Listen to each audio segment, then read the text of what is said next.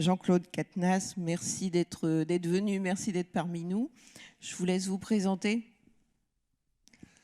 Bonjour à toutes et à tous. Oui, Jean-Claude Catenas. Donc moi, je suis délégué régional pour l'Université des métiers du nucléaire. Une fois qu'on a dit université, on pense tout de suite à un bâtiment avec des étudiants, etc. Et en fait, c'est une association qui a été créée en 2021 qui réunit tous les acteurs de la filière nucléaire au regard des besoins et des chantiers qui sont actuellement en cours et ceux qui vont arriver avec la création donc, des EPR. Voilà. Donc beaucoup d'actions qui sont menées par rapport à cela, mais j'aurai l'occasion de vous en parler un peu plus tout à l'heure.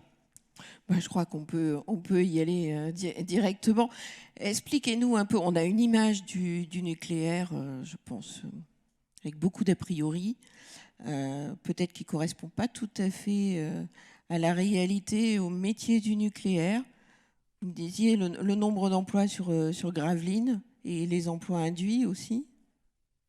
Alors les emplois, pour répondre tout de suite à cette question, les emplois sur Gravelines aujourd'hui, c'est pratiquement 2000 salariés d'EDF et 1000 salariés qui travaillent au quotidien, donc des prestataires qui interviennent sur les gros chantiers que nous avons actuellement. Peut-être revenir sur l'Université des métiers du nucléaire, pourquoi ça a été créé, et puis vous allez comprendre un peu le sens. Il est vrai qu'on a vécu quand même un changement assez important. On s'aperçoit que le climat est en train de changer fortement, que les émissions de CO2 posent de gros soucis. Et l'énergie nucléaire, si elle n'est pas parfaite, elle a quand même l'avantage de ne pas produire de CO2. Donc le choix du gouvernement a été de dire qu'il faut relancer la filière nucléaire. On n'est pas sans savoir aussi que le prix de l'énergie a fortement augmenté parce que c'est induit avec la dépendance de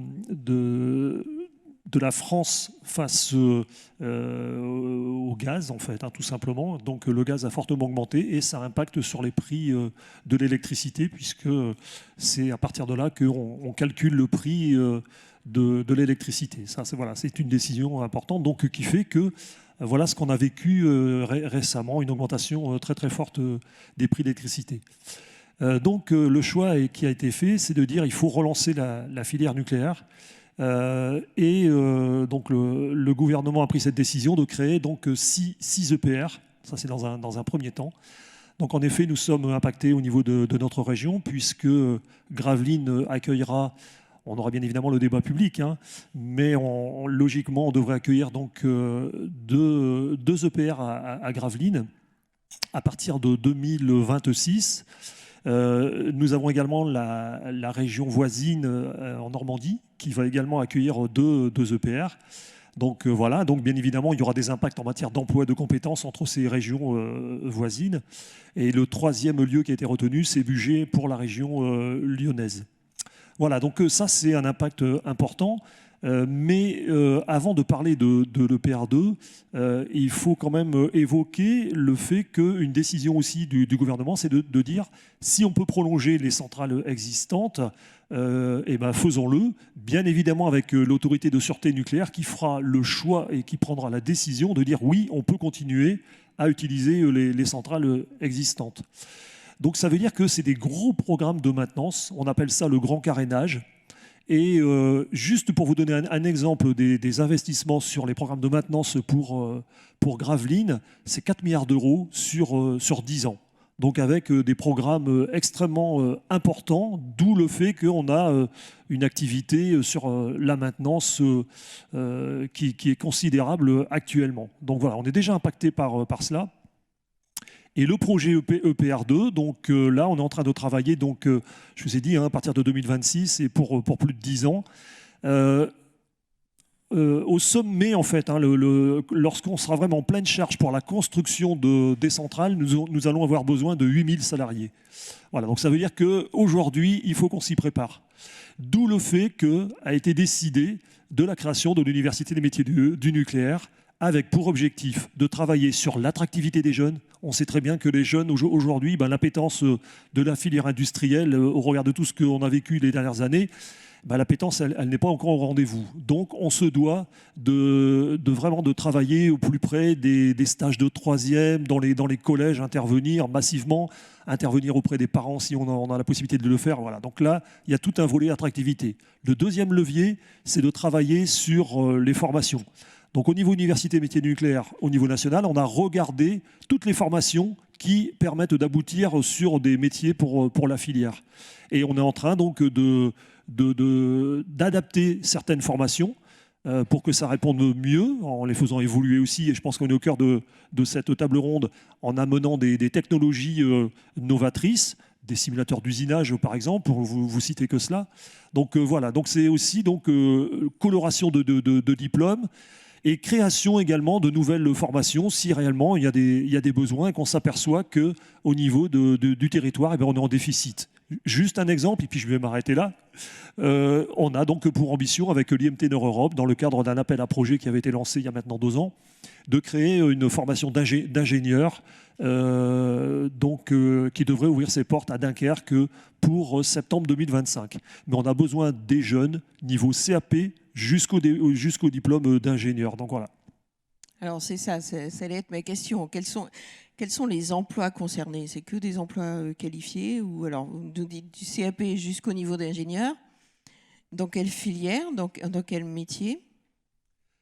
Alors tout métier, industriel bien sûr, mais pour la construction, ça sera déjà le génie civil. Donc voilà, quand on pense nucléaire, on pense tout de suite technologie nucléaire, etc. Mais non, pour la construction, il nous faudra bien des personnes, des ferrailleurs. Donc tous les métiers, bien évidemment, ça sera la priorité pour le génie civil. Donc c'est les mêmes que le canal Seine-Nord, en fait. Absolument, absolument. Vous avez tout à fait raison d'évoquer cela, parce que ça veut dire que, au regard des enjeux de notre territoire en Hauts-de-France, je pense au Gigafactory, vous évoquez le canal Seine-Nord, ça veut dire qu'on se doit de travailler de manière collectivement, sinon nous n'y arriverons pas. On a vraiment un besoin de regarder, d'identifier les GPEC de toutes ces entreprises qui se créent sur notre territoire, des GPEC également des entreprises qui existent sur le territoire. Je pense à ArcelorMittal, qui est fortement également engagé dans une réduction du CO2, ça veut dire des gros programmes de maintenance également. Donc voilà, ça veut dire que oui, il va falloir travailler tous ensemble. Alors souvent on dit que ce sont des grosses entreprises qui remportent les marchés et qui font venir de la manœuvre de l'étranger. Vous êtes déjà en contact, je pense. Oui, alors en fait, on a sur notre territoire, pour vraiment zoomer sur les Hauts-de-France, on a un dispositif qui s'appelle Nucléi. Et Nucléi, en fait, c'est un programme qui est porté par la Chambre de commerce et d'industrie et par la région. L'objectif, c'est d'accompagner des entreprises du territoire à pouvoir bénéficier en fait des marchés liés à la construction de ces centrales, mais aussi liés au programme de maintenance que nous avons actuellement. Donc voilà, on a vraiment un programme d'accompagnement. Et pour vous dire, moi, en tant que responsable pour l'Université des métiers du nucléaire, mon inquiétude, elle est plus d'accompagner, enfin, pas mon inquiétude, mais mon travail, c'est beaucoup plus d'accompagner les PME, PMI, dans le cadre, puisque j'ai bien évoqué que c'est l'ensemble de la filière nucléaire, c'est vraiment de travailler sur l'accompagnement de ces petites entreprises au regard de grands groupes qui, eux, ont des marques employeurs bien développées et qui sont capables de gérer ça sans les besoins de l'Université des métiers nucléaires. Tout à fait. Alors là, on a parlé du génie civil. Ok, c'est pas les seuls métiers qui vont être impactés.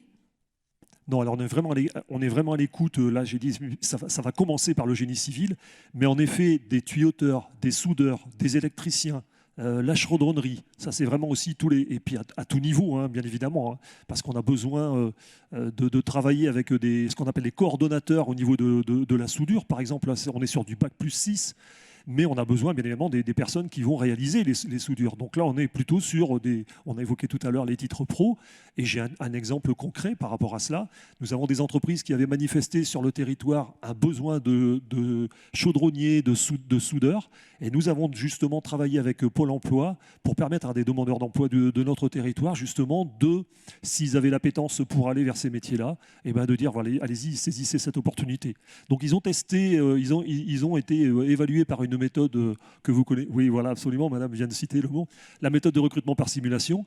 Et derrière cela, en fait, voilà, ils ont été présentés aux entreprises qui avaient le besoin. On a travaillé avec un lycée pour comment dire, vraiment adapter la formation, hein, parce que les titres pro aujourd'hui, on a la chance qu'on peut travailler par bloc de compétences, donc vraiment d'adapter la formation aux besoins de l'entreprise.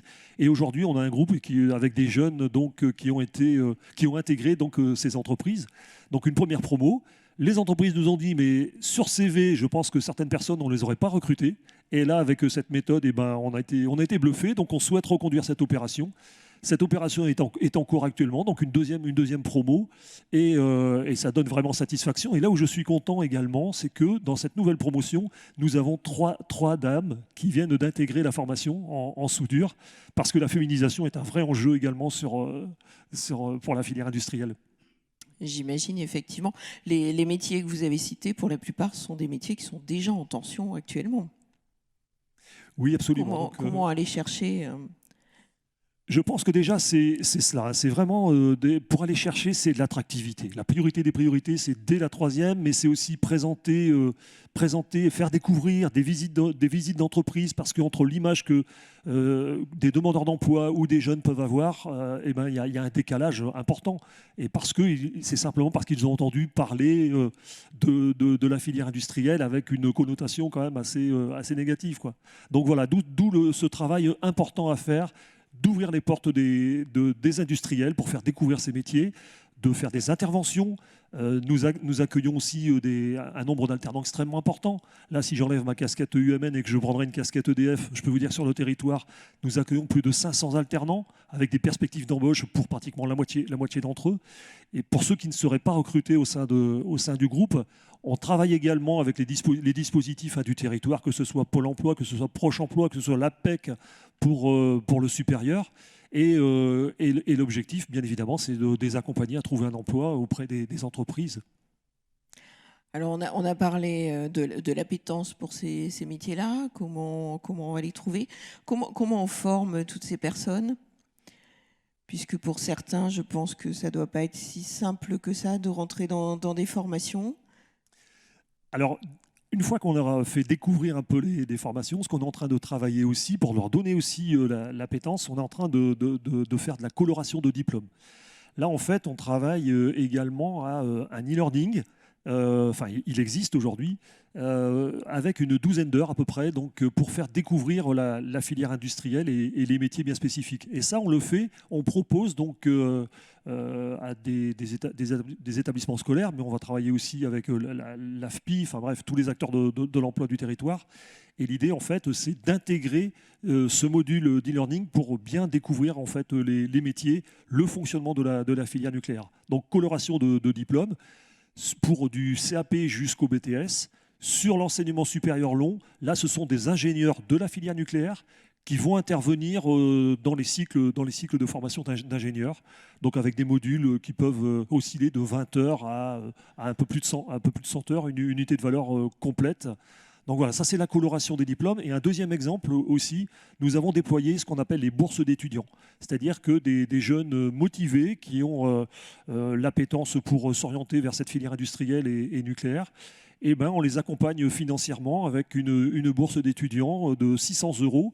Et ils sont accompagnés avec un parrain d'entreprise. Parce que c'est vrai que c'est super de pouvoir bénéficier d'une rémunération, mais la finalité, c'est quand même de permettre de découvrir le monde de l'industrie. Donc, ils sont accompagnés pour pouvoir visiter les entreprises et donc discuter avec des professionnels pour justement les aider à s'orienter vers les diplômes, etc. Voilà. Alors, on est bien d'accord que ce sont des colorations de diplômes. On parle souvent de nouveaux emplois, nouveaux métiers. Ce n'est pas tant des nouveaux métiers que des colorations, effectivement, des modules supplémentaires, des spécificités qu'une remise en cause complète du métier. On est sur des métiers déjà existants. Oui, absolument, c'est de l'adaptation, vous avez raison de le souligner, c'est de l'adaptation et c'est aussi d'attirer les jeunes avec les nouvelles technologies. Donc dans les programmes de formation, on intègre des serious games. On a également, à titre d'exemple, avec la filiale du groupe EDF, Framatome, qui est basée à côté de Maubeuge, nous avons travaillé en fonction du besoin. Framatome, en deux mots, fabrique des composants très particuliers, c'est de l'usinage, mais des pièces extrêmement importantes et on travaille au micron. Donc des jeunes qui arrivent dans ces emplois-là ont besoin quand même d'être accompagnés encore sur la spécificité. Donc ce que nous avons réalisé, ce que Framatome a réalisé, c'est la création de simulateurs d'usinage. C'est-à-dire que, bien évidemment, pour pas, lorsqu'ils débutent dans la formation, enfin quand ils sont embauchés, de ne pas mettre en péril les pièces ou voir les machines. Donc en fait, ces simulateurs d'usinage vont permettre d'avoir l'écran exactement complet comme la machine, mais à la place que vraiment la pièce est usinée, et ben là c'est un écran et toute opération qu'il réalise à partir du pupitre, en fait, il voit l'action sur l'écran. Donc Framatome nous avait demandé de les accompagner là-dessus, mais ils nous ont dit on aurait besoin à peu près pour nos propres personnels, c'est-à-dire professionnalisation des salariés déjà en poste et puis des jeunes qui arrivent dans la filière. Ben, ce qui est important pour nous, c'est de dire on va l'utiliser à peu près à hauteur de 30%. Donc, qu'est-ce qu'on peut faire? Ben, nous, on a dit, comme on a un lycée voisin sur Jaumont, on va mettre les simulateurs dans le lycée et ça va permettre à des jeunes qui sont en formation actuellement en BTS également d'utiliser ces simulateurs dans leur programme de formation. Et on ne s'est pas arrêté là, puisqu'on a travaillé aussi avec la région, puisqu'on a des demandeurs d'emploi, on a des personnes qui veulent faire des reconversions. Donc on a dit, on va permettre également à des demandeurs d'emploi d'utiliser donc en fait ces outils. Donc voilà. Donc l'intérêt, vous voyez, et c'est pour ça que j'insiste vraiment sur un travail collectif. Là, c'est intéressant pour l'entreprise Framatome, mais ça permet également à des jeunes donc de se former à ces nouvelles technologies, et de la même manière pour des demandeurs d'emploi. Effectivement. Je vois des yeux qui pétillent. Je crois que vous faites des envieux, mais voilà. Vous avez une vidéo concernant l'université. On peut peut-être la passer.